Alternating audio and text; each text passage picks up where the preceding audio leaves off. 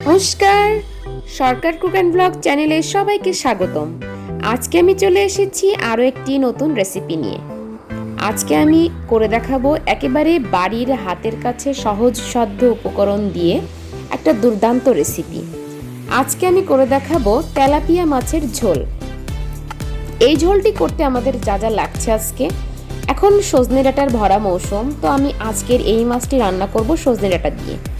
এটা সবাই খেয়ে দেখবেন, অনেক ভালো লাগে। কম বেশি সবাই আমরা তেলাপিয়া মাছটা খাই, কিন্তু সজনে ডাঁটা দিয়ে করলে এই মাছের স্বাদটা আরও অনেক বেশি বেড়ে যায়। তো আমি মাছটা হলুদ লবণ দিয়ে মেখে নিচ্ছি। আর এই মাছটা দিয়ে যা যা লাগবে আমার এই মাছটা রান্না করতে, তা হচ্ছে লবণ, হলুদ গুঁড়ো, মরিচ গুঁড়ো, ভাজা জিরে গুঁড়ো, ধনেপাতা, কাঁচামরিচ, পেঁয়াজ, আর সবজি হিসাবে লাগছে টমেটো, আলু, বেগুন আর সজনে ডাঁটা। তো চলুন দেখা যাক কিভাবে করছি।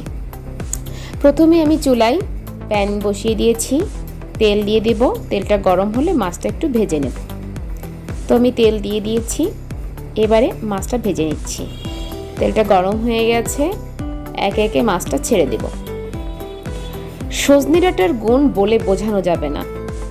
সজনে ডাঁটার এত বেশি ঔষধি গুণ, আমরা চেষ্টা করব এই ভরা মৌসুমে সজনে ডাঁটা প্রতিদিন আমাদের খাবারের মেনুতে রাখার জন্য। তো সজনে ডাঁটা তো অনেকভাবেই করা যায়, আর ঝোলে আমার খুব ভালো লাগে এটা। তো আমি আজকে সেটাই ট্রাই করছি, রান্না করলাম সেটা, তো ভাবলাম আপনাদের সঙ্গে শেয়ার করি। তো আমি প্যানে মাছগুলো দিয়ে দিয়েছি। আমার মাছ ভাজা প্রায় হয়ে গেছে, আমি উঠিয়ে নিয়েছি। অবশিষ্ট যে বাকি তেলটা আছে, সেই তেলে আমি এখন একে একে তেজপাতা, শুকনো মরিচ ও আস্ত জিরে দিয়ে একটু ফোড়ন উঠিয়ে নেব। আমার তেজপাতা ও শুকনো মরিচটা একটু স্কিপ হয়ে গেছে, তো আমি দিয়ে দিয়েছি। এবার ফোড়ন উঠিয়ে নিচ্ছি। ফোড়ন উঠানো হয়ে গেলে আমি এখন এখানে পেঁয়াজ কুচি ও কাঁচামরিচটা দিয়ে দিব।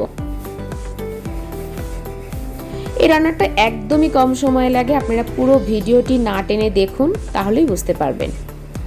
তো আমি পেঁয়াজ কুচি ও কাঁচামরিচটা দিয়ে দিয়েছি। আর এটা আমি একেবারে বেশি ভাজবো না, একটু নরম নরম থাকবে, তখনই আমি সবজিটা দিয়ে দিব। সবজিটাও ভাজা হবে, পেঁয়াজ কুচিটাও ভাজা হয়ে যাবে। তো আমি যে সবজিটা নিয়েছিলাম, ধুয়ে কেটে সুন্দরভাবে কেটে ধুয়ে নিয়েছি, সেই সবজিটা আমি এখন প্যানে দিয়ে দিচ্ছি। তো আমার সবজি দেওয়া শেষের দিকে, এখন আমি নেড়ে চেড়ে নিব।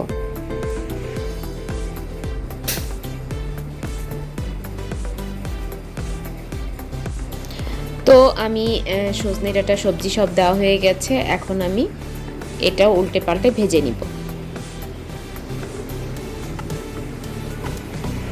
পরিমাণ মতো লবণ হলুদ দিয়ে দিব। আর সবজিটা আস্তে আস্তে খুব ভালোভাবে আমি এটা ভেজে নিচ্ছি। ভাজা শেষের দিকে হয়ে আসলে তখন আমি এখানে অ্যাড করব একটু মরিচ গুঁড়ো আর একটু জিরে গুঁড়ো। তো আমার তরকারিটা একদম প্রায় ভাজাটা শেষের দিকে, এখন আমি মরিচ গুঁড়ো দিয়ে দিচ্ছি। মরিচ গুঁড়ো দেওয়া হয়ে গেলে আমি জিরা গুঁড়া দিয়ে দিব। আর গুঁড়ো মশলা দেওয়ার পরে আমি একটু জল দিয়ে এটা ভালো করে কষিয়ে নিব। তো আমি একটু জল দিয়ে নিব।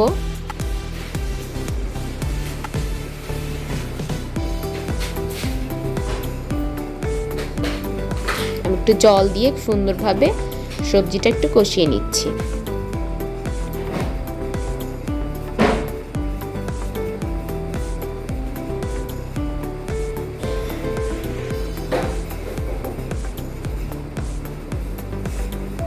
আমার কষানো একদম খুব সুন্দর হয়েছে। জল দিয়ে দিব আমি এবার। আমার তেল উঠে এসেছিল, এবার আমি ঝোল দিয়ে দিলাম। তো পরিমাণ মতো ঝোল আমি দিয়ে দিয়েছি।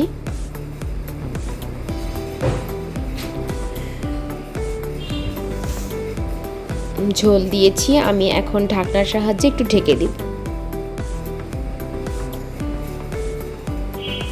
তরকারিতে বলক চলে এসেছে, এখন আমি ঢাকনিটা উঠিয়ে নিচ্ছি। আর আমি যে ভেজে রেখেছিলাম মাছগুলো, এবার সেই মাছগুলো আমি ঝোলে দিয়ে দিব।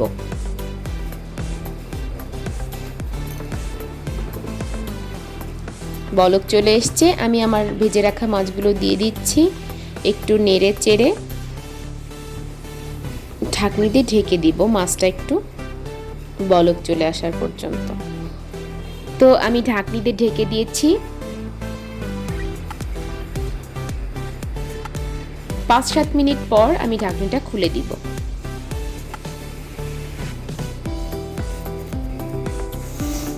আমার মাছটা অলমোস্ট হয়ে গেছে। এখন আমি ঢাকনি খুলিয়ে নিচ্ছি আর দেখছি আমার ঝোলটা একদম পারফেক্ট আছে। এ পর্যায়ে আমি একটু লবণটা চেখে নিব। হ্যাঁ, একটু লবণ লাগবে, আমি সেটা মিক্স করব।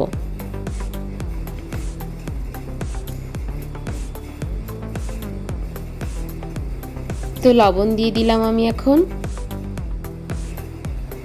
আমার ঝোলটা একদম পারফেক্ট হয়েছে।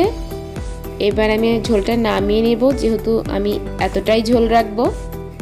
তো আমি একটু ধনেপাতা কুচি দিয়ে নিয়েছি। তো ধনেপাতা কুচি দিয়ে আমি চুলাটা বন্ধ করে দিব। তো চুলাটা বন্ধ করে দিয়েছি।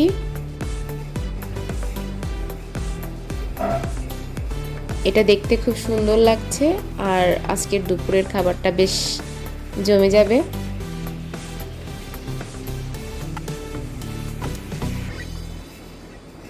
যারা একদমই তেলাপিয়া মাছটা পছন্দ করো না, তারা এই সিজনে সজনে দিয়ে করতে পারো, দেখবে অনেক ভালো লাগবে।